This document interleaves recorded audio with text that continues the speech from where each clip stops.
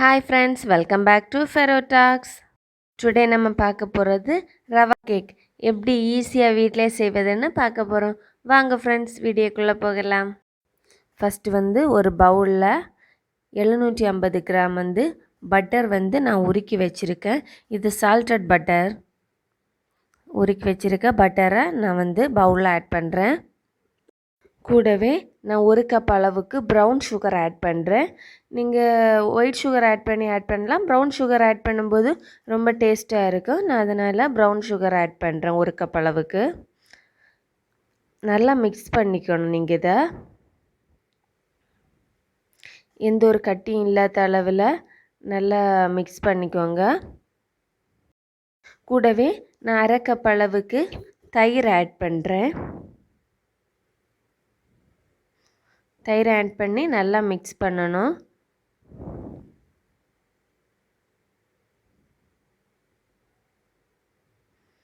இந்த மாதிரி நல்லா மிக்ஸ் பண்ண பிறகு 1/2 கப் அளவுக்கு நான் பால் ஆட் பண்ணுறேன். இது காய்க்காத பால் ஆட் பண்ணுறேன். ஆட் பண்ணி நல்லா மிக்ஸ் பண்ணி வச்சுக்கோங்க. அதுக்கப்புறம் நான் இதில் வெண்ணிலா எசன்ஸ் 1 ஸ்பூன் ஆட் பண்ணுறேன். இதையும் சேர்த்து நல்லா மிக்ஸ் பண்ணிக்கோங்க.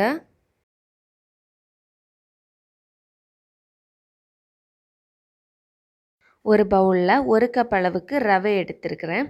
கூடவே 1/2 கப் அளவுக்கு நான் மைதா ஆட் பண்ணுறேன்.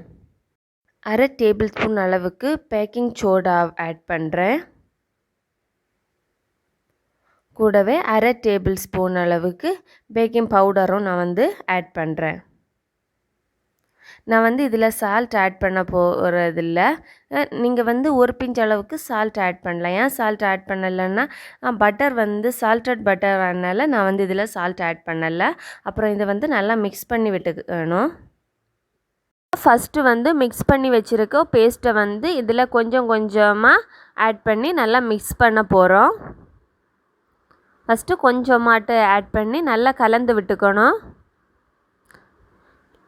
இது ரொம்ப திக்காகவும் இருக்கக்கூடாது, அதே நேரம் ரொம்ப தண்ணியாகவும் இருக்கக்கூடாது. ரொம்ப தண்ணியாக இருந்ததுன்னா வேகக்கு நிறைய டைம் எடுக்கும், அடி மட்டும்தான் வெந்திருக்கும், மேலே எதுவும் வேகாது. அதனால் கரெக்டான பதத்தில் இருந்தால் மட்டும்தான் நமக்கு ரொம்ப சாஃப்டாக டேஸ்டான கேக் கிடைக்கும். அதனால் கொஞ்சம் கொஞ்சமாக அந்த பேஸ்ட்டை ஆட் பண்ணி இந்த மாதிரி நல்லா மிக்ஸ் பண்ணிக்கணும். எந்த ஒரு கட்டியும் இல்லாத அளவில் நல்லா மிக்ஸ் பண்ணி விட்டுக்கணும். நம்ம இதில் முட்டை ஆட் பண்ண போகிறதில்ல. சின்ன குழந்தைங்களுக்கு கொடுக்கறதுனால நான் இதில் ப்ரௌன் சுகர் ஆட் பண்ணியிருக்கேன். நீங்களும் அதே மாதிரி ப்ரௌன் சுகர் யூஸ் பண்ணுங்கள். ஒயிட் சுகரை கொஞ்சம் அவாய்ட் பண்ணிவிட்டு ப்ரௌன் சுகர் யூஸ் பண்ணி சின்ன பிள்ளைங்களுக்கு நம்ம கொடுக்கலாம். இந்த அளவுக்கு கொஞ்சம் திக்காகவும் இல்லாமல் ரொம்ப லிக்யூடும் இல்லாமல் இந்த மாதிரி அளவில் இருக்கணும்.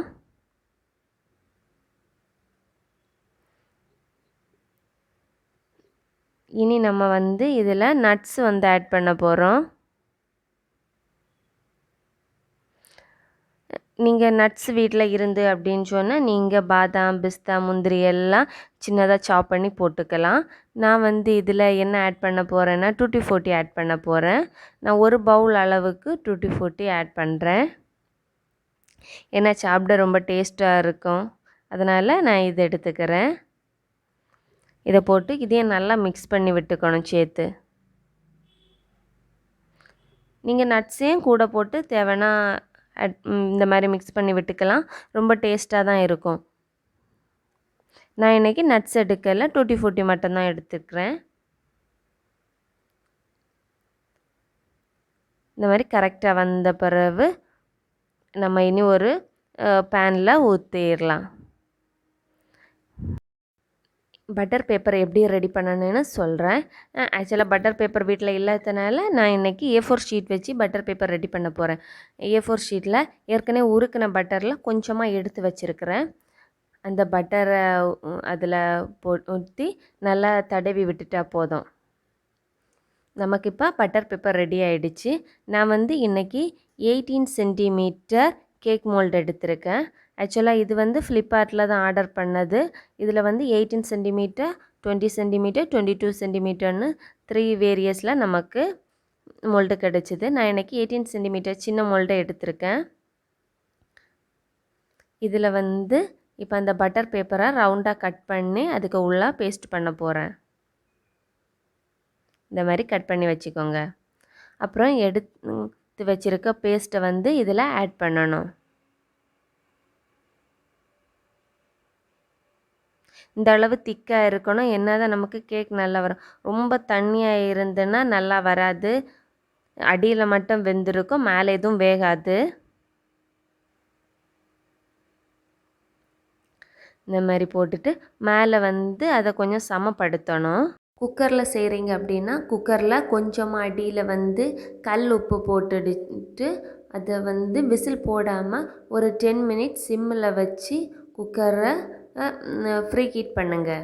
மேலே வந்து இது சமமாகு நல்லா நிறப்பாக்கி விடணும். நிறப்பாக்கலை அப்படின்னு சொன்னால் கேக் வந்து உப்பி வரும்போது கோணல் மாணலாக இருக்கும். இந்த மாதிரி நல்லா நிறப்படுத்தி வைக்கணும். ஓவனில் அப்படின்னா நான் வந்து 200 டிகிரி செல்சியஸில் 10 மினிட்ஸ் வந்து இதை ஃப்ரீ ஹீட் பண்ணுறேன்.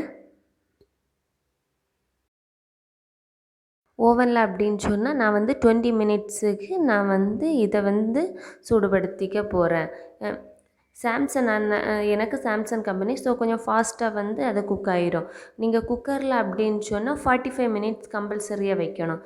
அதுக்கப்புறம் நீங்கள் வந்து இந்த மாதிரி ஒரு குச்சி வச்சு குத்தி பார்த்தீங்க அப்படின்னா ஒட்டாமல் வந்து அப்படின்னு சொன்னால் உங்களுக்கு கேக் வந்து ரெடி ஆகிடுச்சின்னு அர்த்தம். குக்கரில் வைக்கும்போது மீடியம் ஃப்ளேமில் தான் வைக்கணும். 10 மினிட்ஸு அப்புறம் கேக்கை வந்து கேக் மோல்டுலேருந்து வெளியே எடுத்துகிட்டு உடனே எடுக்கக்கூடாது, சூடோடு ஒட்டி பிடிச்சிரும் அதிலே. 10 மினிட்ஸுக்கு அப்புறம் எடுத்தேன். ரொம்ப சாஃப்டாக இருந்து சாப்பிடாமல் ரொம்ப டேஸ்ட்டான கேக் வந்து ரவா கேக்னு வந்து நமக்கு ரெடி ஆகிடுச்சு.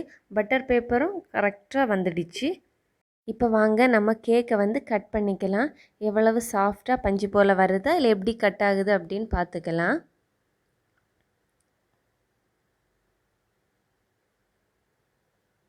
பாருங்கள் எவ்வளோ பஞ்சு போல் எவ்வளவு சாஃப்டாக இருக்குன்னு. சாப்பிட ரொம்ப டேஸ்ட்டாக இருந்து நீங்களும் வீட்டில் ட்ரை பண்ணி பாருங்கள்.